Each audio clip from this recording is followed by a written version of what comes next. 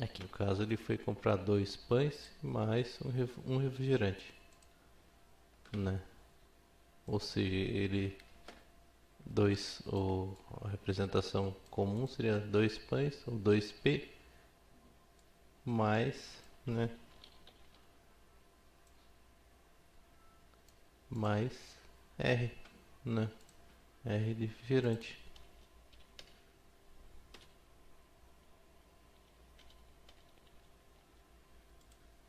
2P mais R.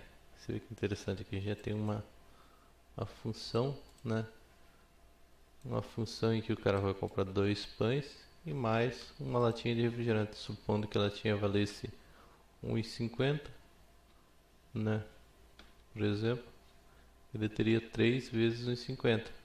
Para simplificar, vamos imaginar que fosse, né?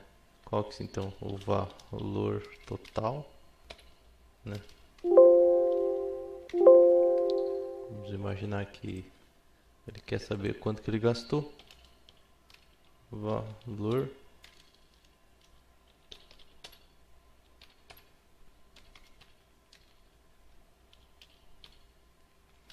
o valor total é igual a 2P mais E. Daí vamos supor que um dia esse cara resolveu ir de novo nessa padaria e comprou a mesma coisa que ele comprou da outra vez. Dois pães mais um refrigerante. Ou seja, essa função 2P mais R, ela ia representar todas as vezes em que o nosso amigo foi na padaria comprar pão. Você vê que interessante. Em função, né, do valor do pão e o valor do refrigerante. Se você substituir R por o valor do refrigerante e P, supondo que substituir R pelo valor do refrigerante e P pelo valor do pão, você vai ter uma função que sempre vai representar a, a viagem do nosso amigo na padaria. Uma coisa bem simplificada para explicar, porque a humanidade sempre estava representando, né? Sempre utilizou a escrita, a numeração para representar o seu cotidiano, né? Aqui no caso é uma função linear, né?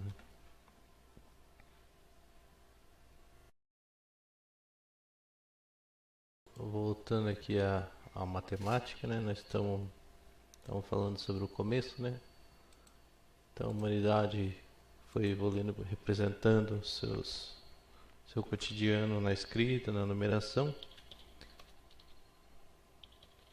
E mesmo assim nos seus relacionamentos, nas suas compras, etc., o ser humano precisava utilizar a lógica, né? Ou seja, ele precisava ser claro, ele precisava ser preciso para que não saísse sendo prejudicado quando ele fazia essas negociações. Ele precisava comprar, precisava vender, etc. E muitas vezes a pessoa podia ser, né, ludibriada porque uma pessoa falava uma coisa de forma errônea que levava ao induzir ao erro, né? Então surge a lógica, né? Uma forma de você pensar claro, né? E preciso, ou seja, a lógica. Dentro da matemática, a gente tem variadas formas de lógica, né? Hegeliana, booleana, etc. E a lógica ela surge então desde o começo, né? Desde o princípio primordial da humanidade. Existiria formas de você pensar claramente, né? Ou seja, você analisar seus argumentos para que não houvesse falha, né? Então a lógica vai surgir primeiro de uma forma mais precisa com um filósofo grego chamado Aristóteles, né? Um filósofo grego que estudou a lógica, né? Conhecido como o pai da lógica, né? Aristóteles que começa então trazendo os primeiros conceitos de lógica, né, bem estudados, né? Então, A lógica surge então a lógica aristotélica. Dá-se o nome de lógica aristotélica ao sistema lógico desenvolvido por Aristóteles, a quem se deve o primeiro estudo formal do raciocínio. Formal por quê? Porque ele estudou de uma forma sistemática, né? De uma forma bem explicada a lógica. Dois dos princípios centrais da lógica aristotélica são a lei da não contradição e a lei do terceiro excluído. O que seria? A lei da não contradição diz que nenhuma afirmação pode ser verdadeira e falsa ao mesmo tempo. Ou seja, se você afirma uma coisa, ela não pode ser verdadeira e falsa. Ou seja, você afirma uma determinada por exemplo, uma bola é amarela. Ou seja, a afirmação é essa aqui.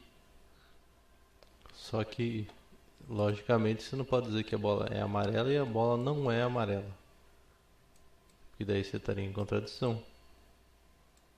Ou seja, se você tem uma bola e você afirma que ela é amarela, ela tem que ser amarela, ela não pode ser vermelha.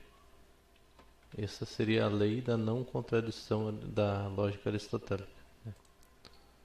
E a lei da não contradição diz que nenhuma afirmação pode ser verdadeira e falsa ao mesmo tempo. E a lei do terceiro excluído diz que qualquer afirmação da forma P ou não P, ou seja, o que ele está falando aqui? Que qualquer afirmação de uma forma P ou não P é verdadeira. Esse princípio deve ser cuidadosamente distinguido ao princípio da ambivalência. O que Aristóteles diz com isso aí? O princípio da terceira excluída.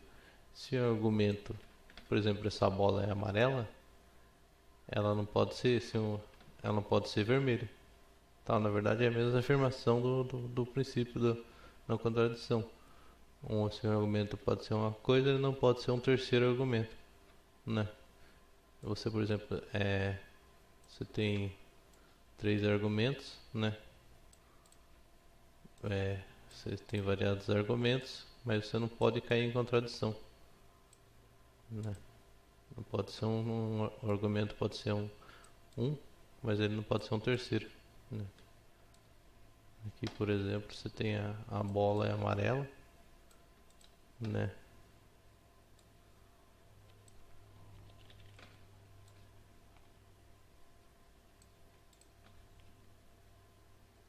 No caso, por exemplo, aqui, por exemplo, você tem um argumento, né? Por exemplo, esta bola é amarela e aquela outra bola é vermelha.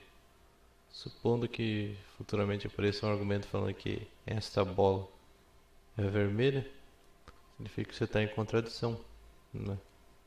Ou seja, a bola não pode ser amarela e vermelha ao mesmo tempo. No caso, entra em contradição. Princípio do terceiro excluído. Se o argumento é ele não pode ser um terceiro argumento.